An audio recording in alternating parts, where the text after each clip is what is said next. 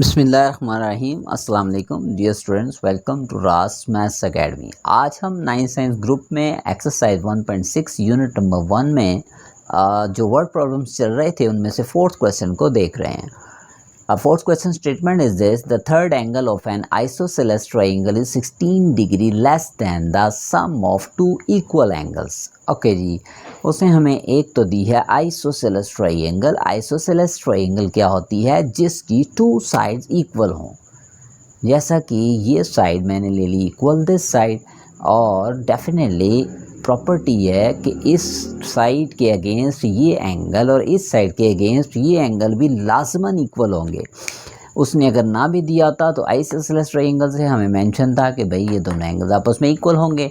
अब कंडीशन उसने ये दी है कि the third angle of an isosceles triangle, मैंने इक्वल एंगल्स को x का नाम दे दिया और थर्ड एंगल को y का नाम दे दिया। तो इस थर्ड एंगल के बारे में कंडीशन दे रहा है कि third angle of the isosceles triangle is 16 degree less than sum of the two angles. ठीक है जी, कि थर्ड एंगल जो है वो इन दोनों इक्वल एंगल्स का सम ले लें तो थर्ड एंगल उनसे 16 डिग्री लेस है। आपसे कहता है फिर बताएं ये एक्स वाई एंगल्स क्या होंगे, इन तीनों के तीनों एंगल्स को आप अवेल्यूएट करें। तो उसने हमें यहाँ पे एक्चुअली दो कंडीशंस दी हुई हैं। एक कंडीशन तो प्रोमिनेंट है और सेकंड जो है वो हिडन है। तो हम दोनों कंडीशंस को यूज़ करते हुए दो इक्वेशंस बनाएंगे और फिर मैट्रिक्स इन्वर्शन या फिर क्रैमर रूल को लगाते हुए इसको सॉल्व करेंगे for value of x and y. तो डियर स्टूडेंट, सबसे पहले मैंने आइसोसेलेस ट्राइंगल में इक्वल एंगल्स को x और जो थर्ड एंगल है उसको y लिया।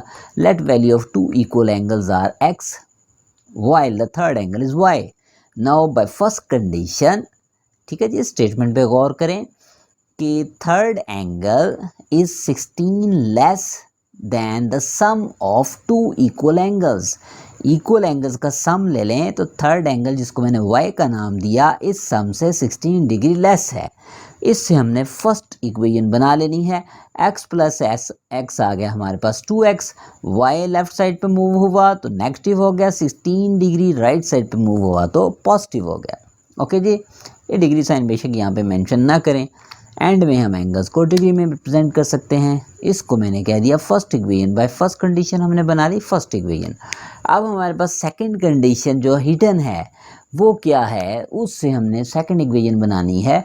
वो हमारे पास एक प्रॉपर्टी है, जनरल प्रॉपर्टी है कि हमारे पास किसी भी ट्राइंगल के थ्री एंगल्स जो होते हैं, इन थ्री एंगल्स का सम हमेशा इक्वल आता है 180 डिग्री के। अब देखें, ट्राइंगल में थ्री एंगल्स यहाँ पे टू तो इक्वल हैं जिनको x और x रिप्रेजेंट किया गया, और थर्ड एंगल को हमने लेट किया y। तो इन तीनों एंगल्स का जब हम सम लेंगे तो लाजमी आएगा 180 डिग्री। अब मैं इसको भी इक्वेशन की फॉर्म दे देता हूँ, x प्लस एक्स आ गया 2x plus Y is equals 180। ठीक है जी, इसको हम कह देते हैं सेकंड इक्वेशन। अब डियर स्टूडेंट्स, 1 और 2 इक्वेशन हमारे पास आ गई। असल काम यही था, बाकी हमारे पास क्रैमर रूल तो या फिर मैट्रिक्स इन्वर्शन मेथड, दोनों में चॉइस है, जो भी आप चाहें लगा सकते हैं। मैं इसको मैट्रिक्स फॉर्म में फर्स्ट ऑफ ऑल लिखता हूं और मैं क्रैमर रूल से सॉल्व कर देता हूं। तो मैट्रिक्स फॉर्म क्या होगी जी? मैट्रिक्स फॉर्म हमने पीछे डिटेल में इसका फर्स्ट क्वेश्चन देखा जिसमें क्रैमर रूल भी देखे और मैट्रिक्स इन्वर्शन मेथड भी। तो फर्स्ट इक्वेशन में पहले x और y के कोफिशिएंट्स लिख देंगे 2 एंड -1। सेकंड इक्वेशन में से x और y के कोफिशिएंट्स लिख देंगे 2 एंड 1। और उसके बाद वेरिएबल्स की बारी है, x वेरिएबल नीचे लिख दिया, y वेरिएबल। उसके बाद एंड में कांस्टेंट्स की बारी है, तो ये पहले हमने लिख दिया कांस्टेंट 16 और सेकेंडली हमने लिख दिया 180। This is named as capital A, capital X and capital B। Cramer rule के लिए सबसे पहले डिटर्मिनेंट ऑफ A फाइंड करेंगे, दिस वन, इसका हम ले लेंगे डिटर्मिनेंट। और डिटर्मिनेंट के लिए हमारे पास वही रूल है कि पहले हम डिसेंडिंग ऑर्डर में जो डायगोनल एंट्रीज हैं इनका प्रोडक्ट ले लेंगे माइनस बाय रूल, और उसके बाद जो असेंडिंग ऑर्डर में डायगोनल की एंट्रीज हैं इनका प्रोडक्ट ले लेंगे। तो डिटर्मिनेंट ऑफ ए आ गया 2 + 2 विच इज़ इक्वल्स टू 4। चूँकि डियर स्टूडेंट्स ये नॉट इक्वल टू 0 है, मतलब ये एक नॉन सिंगुलर मैट्रिक्स है, इसलिए बाय क्रैमर रूल इसका सोल्यूशन पॉसिबल है। अब हम लेंगे determinant A1 bye Cramer rule और उसमें हमें पता है हम क्या करते हैं, फर्स्ट कॉलम की जगह पे हम रिप्लेस कर देंगे B को और सेकंड कॉलम ले लेंगे एज इट इज़, यानी हमने फर्स्ट कॉलम की जगह पे B को रिप्लेस कर दिया। अब हम इसको एक्सपेंड कर देंगे।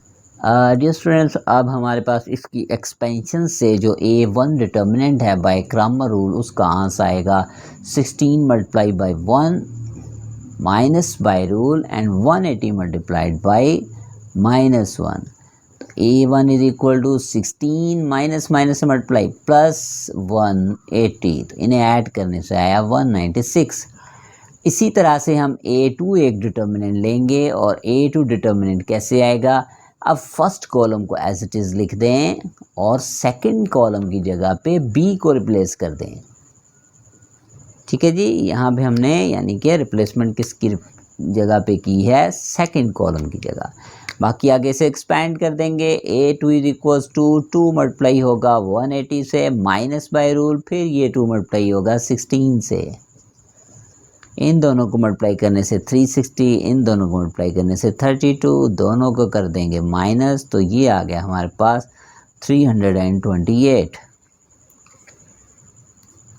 उसके बाद x की वैल्यू के लिए हमें क्या करना है, हमें पता है फार्मूला कि A1 को A के डिटर्मिनेंट पे डिवाइड करेंगे तो आएगा हमारे पास x, तो A1 हमारे पास आया था 196 और डिटर्मिनेंट ऑफ A हमारे पास आया 4, दोनों को डिवाइड कर दें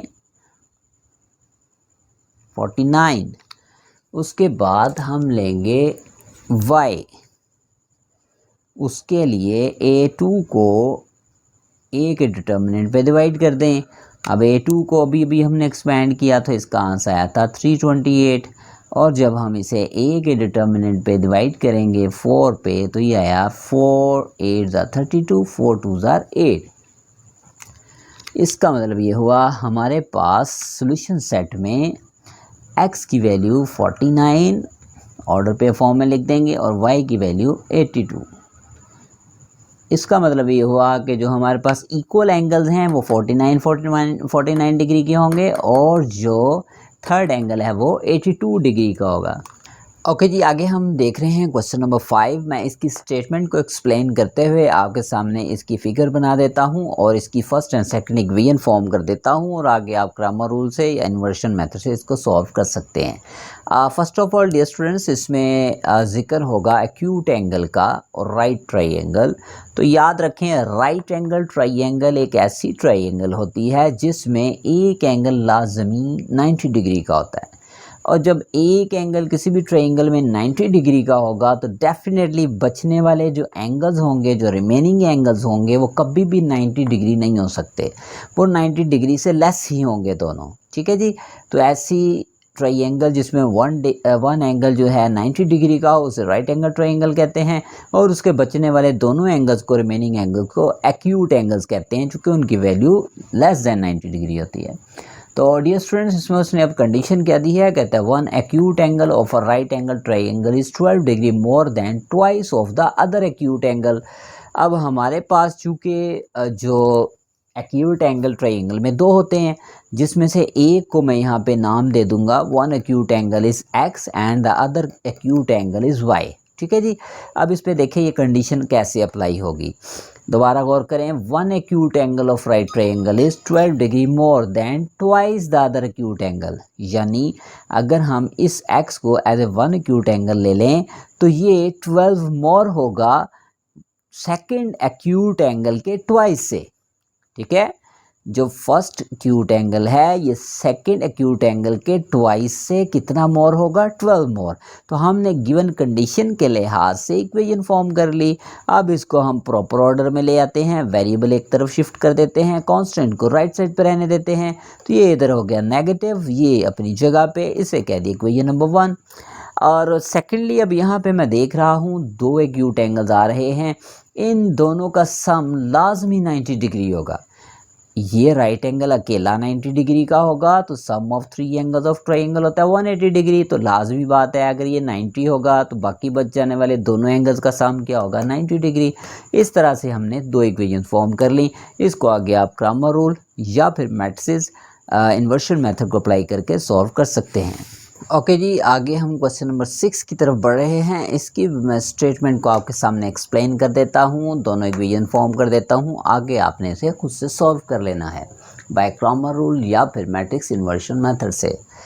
तो यहाँ पे अब देखें उसने स्टेटमेंट कुछ यूँ दी है, ये ज़रा टिपिकल स्टेटमेंट है, बड़े गौर से तवज्जो से आपने समझनी है।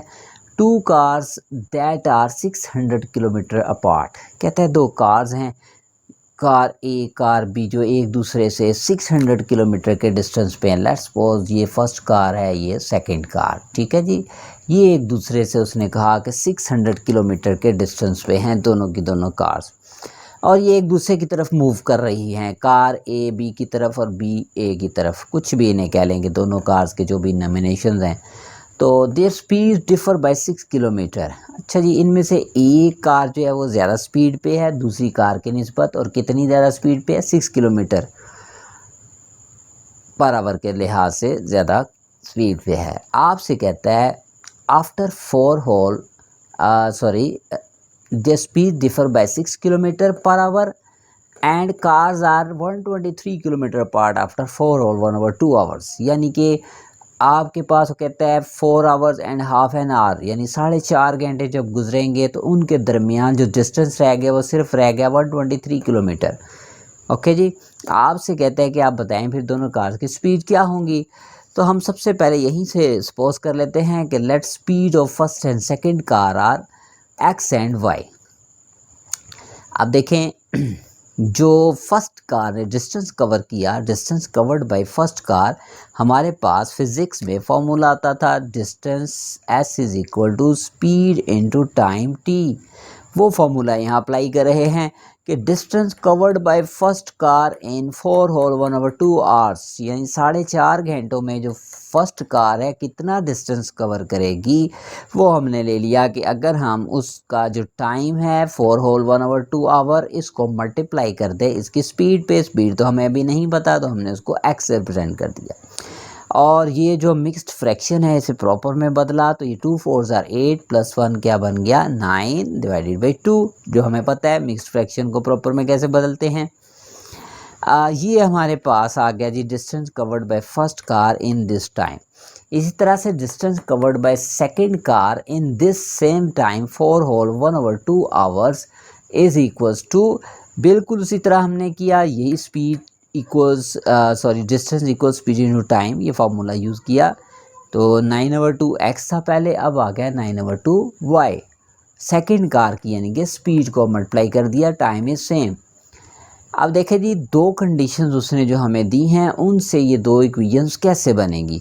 फर्स्ट कंडीशन ये थी कि their speeds differ by 6 kilometre, तो मैंने फर्स्ट कार की स्पीड x और सेकंड कार की स्पीड y का डिफरेंस लेते हुए इसे इक्वल रख दिया 6 किलोमीटर। इसे कह दिया इक्वेशन नंबर 1।